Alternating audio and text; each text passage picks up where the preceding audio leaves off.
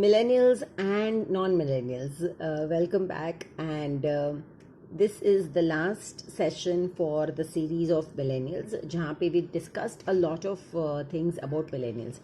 Now, where millennials are concerned, I told you all about the way they consider friends with benefits, people in real life and virtual life. What is the concept of spirituality?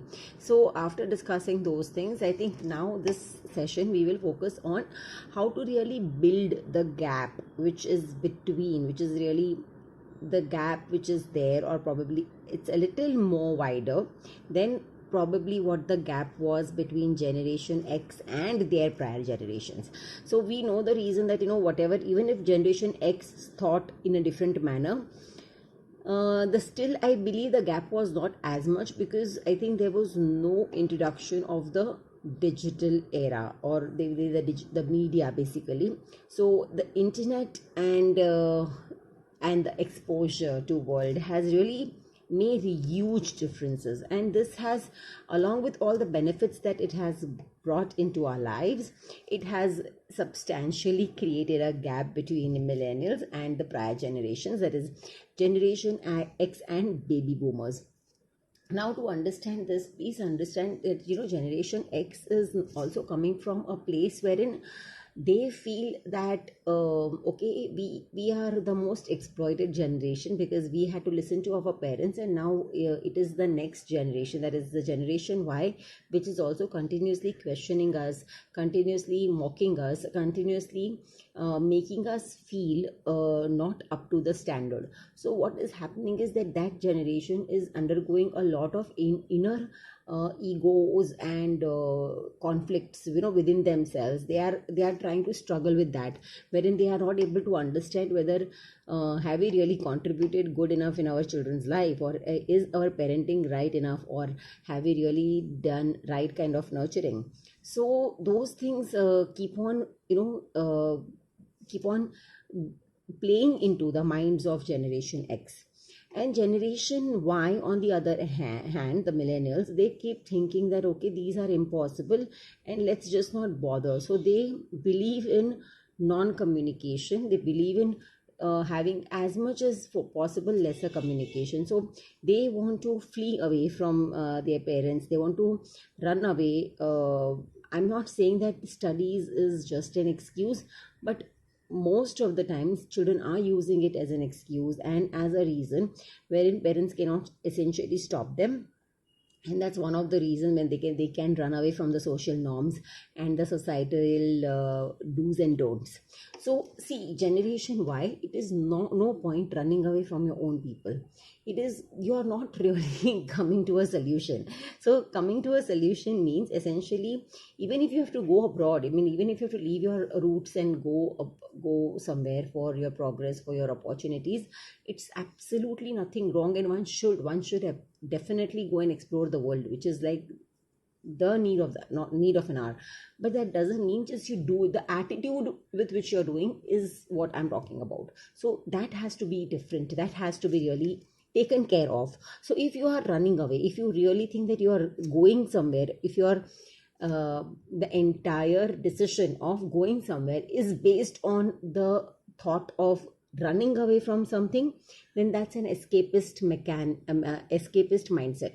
So please don't do that. You have to sit across and explain it to the generation X, which I agree and understand that it's going to be, their generation might have their rigidities, they might have their ego problems, they might have their blockages, but still I feel they are not as rigid as the generations prior to them, that is the boomer generation. So please don't take them that give them that position and status of that they can be just ignored and you can run away. See, ultimately what happens right now, as I said, for everything, till you have your youth, till everything is coming by, if everything is going easily, you definitely are in a great state, in great space. But in these COVID times, God forbid, if you're not able to be with them for whatever reason, and if your intention has been, which only you know, if it has been to run away, then it somewhere might pinch you, might hurt you very badly.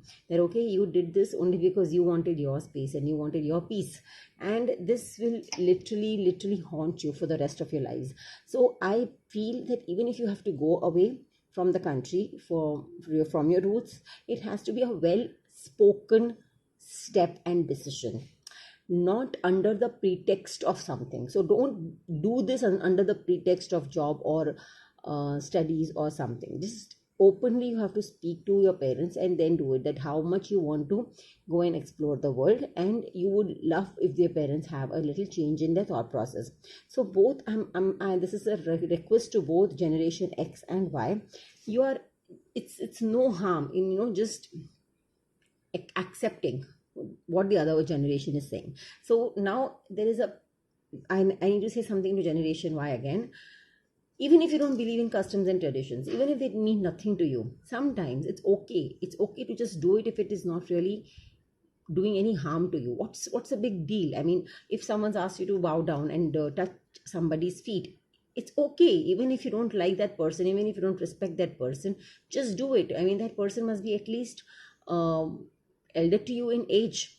At least respect the age. Nothing wrong. So I mean, all I'm trying to say is that do not put your rationales in everything, that why should I touch somebody's feet because I don't respect that person, or why should I do this tradition when I don't believe in it. Everything is fine, but sometimes just to maybe please your parents, and you can tell your parents then, I'm not even asking you to be a hypocrite. You can always tell your parents that I don't believe in it, but I will definitely do it because you want me to do it. See, the respect element has to show it in your actions and your behavior, not just by you not speaking to them and avoiding the conversation. That's not the way you respect somebody. In fact, that's the way I feel you don't, there is trust, there is immense trust issue if you do not get or you do not want to speak to your parents. Similarly, parents, don't get scared of this generation only because they are asking too many questions, they are showing their intelligence, and they are being very rational.